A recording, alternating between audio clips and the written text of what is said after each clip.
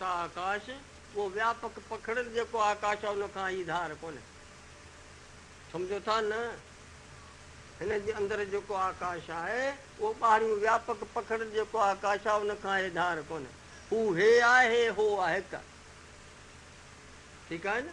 ते आत्मा पार ब्रह्म परमात्मा आहे। परमात्मा हिन खां धार कोन्हे, हे हुन खां धार कोन्हे। साईं पोइ अंश चयो आहे, ममे वाशो जीव लोके जीव भूत सन, कि अंश इन करे चयो आहे व्यापक आकाश खां हे धार कोन्हे, पर मकान जे सबब करे हिनखे अंश चई सघिजे थो। हिन आकाश खे हिनखे चइजे मठ आकाश भाषा, शास्त्री भाषा में मठ आकाश व्यापक आकाश जो अंश आहे, मकान जी उपाधीअ करे। कि हिनखे शरीर बुद्धि आदि उपाधीअ करे सबब करे हिनखे अंश चइजे थो। वास्तव हक़ीक़त की हक़ीक़त करे जी हे आकाश हुन खां धार कोन्हे, पकड़ियल आकाश खां, कि आत्मा हुन खां धार कोन्हे। असीं पाण खे ॼाणूं पिया हेतिरो जहिड़ो तूं कोन आहीं पूर्ण आहीं। लहरी खे ॼाणो था बि एतिरी जहिड़ी आहे, एतिरी कान्हे, सिंधू सागर आहे।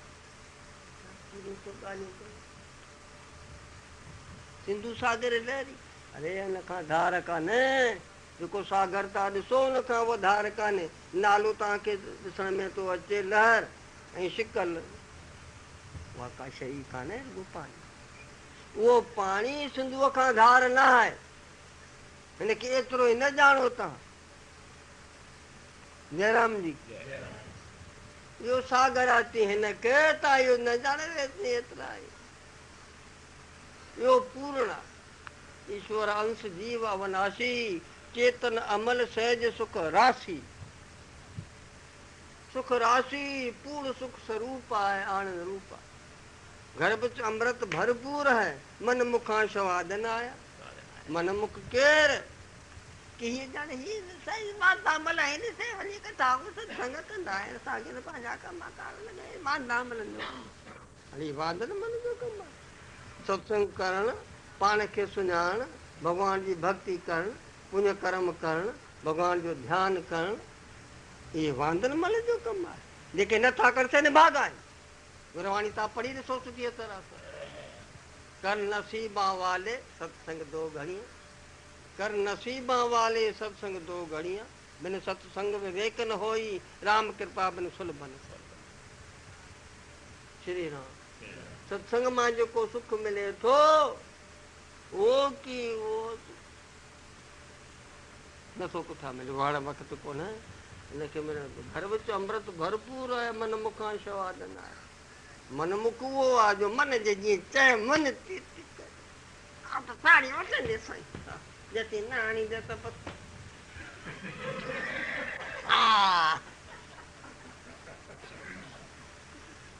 ॻाल्हि त ॿुध।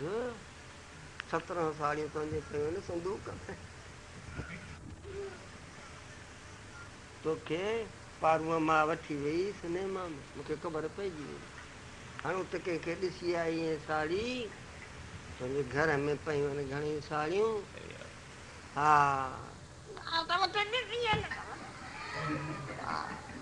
वरी ॿियो ॾींहुं तूं आंदे साड़ी, मूंखे त विसरी, तोखे रोज़ रोज़ विसरे वञे। हा साड़ियूं मारियूं, साड़ियूं मारियूं, साड़ी हथु करे ॾिसी आयो। इहा का साड़ी हथु भलो थिए मेड़ो पार थिए। दिलि त वरी ॼमण मण मिलबो। मनुष्य शरीर में अहिड़ा बगदाद लॻा पिया आहिनि, सूर एतिरा दुख आहिनि, गर्भ जो दुख, जन्म जो वग़ैरह। त ॿियनि जुड़ियुनि में तो घोड़ा हले तो गाउन सां गा खणंदा आहिनि गाॾियुनि ते, अहिड़ा कंध थिया पिया आहिनि। तो लाइ रत ते वहे 20 मण खजनि ईअं, पर हणंदा 40-50 पोइ दड़ो को आयो त डंडा पिया हणनि। तो मनुष्य शरीर मिलियो आहे इन ॻाल्हि खे ॼाणण लाइ। अड़े मनुष्य शरीर पाए करे पाण खे न सुञाणंदे मुंहिंजो कर्तव्य छा आहे, ऐं केरु आहियां, मुंहिंजो मक़सदु उद्देश्य छा आहे, माना ऐं छा कहिड़ी शइ असीं सभई था चाहियूं। इहो न ॼाणंदे पोइ उठ गॾो घोड़े जे जूड़ में ॼाणंदे। वांदे मलनि जो कमु कोन्हे, सुभागनि जो कमु आहे। सत्संग कर, पाण खे सुञाण, कर नसीबा वाले सत्संग दो घड़ियां। हाँ जी, कर नसीबा वाले सत्संग दो घड़ियां, जो जाना सत्संग प्रभाव, लोकन भेदन आनो पाओ। जेकी कंहिंजो उधार थियणो आहे सो सत्संग मां। हे भगवान, सभिनी खे सुबुधी ॾे, हीअ त पूरो त करियो। घर बिच अमृत भरपूर है, मन मुखां सवाद न पियो, आंड जो सागर तो वट। घर बिच अमृत भरपूर है, मन मुखां सवाद न। उहो सवाद माना उहो आनंद उनखे नथो मिले जेकी मन चए सो हले। वांदा मलनि जो कमु आहे। असीं दादा कोन आहियूं वांदा मल, को वांदा कोन आहियूं। अखियुनि को हल, हाणे तूं न हल। मन मुखां सवादनि जो कोन ईंदो, ईंदो धूड़ में। का ख़बर पवंदी, दुकान ते ॻाल्हि कान मिलंदी, जो पंहिंजा खणी वञो था। जयराम जी की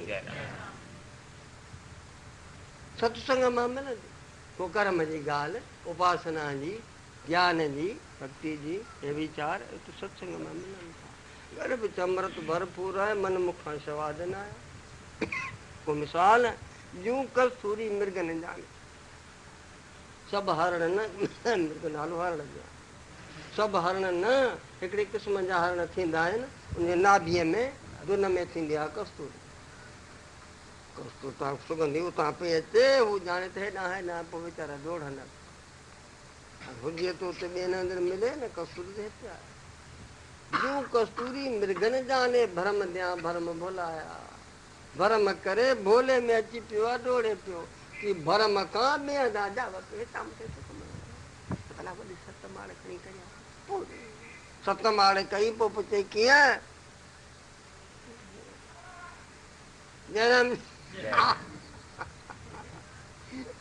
हाणे जिते सुख आहे कोन त ॻोल्हे।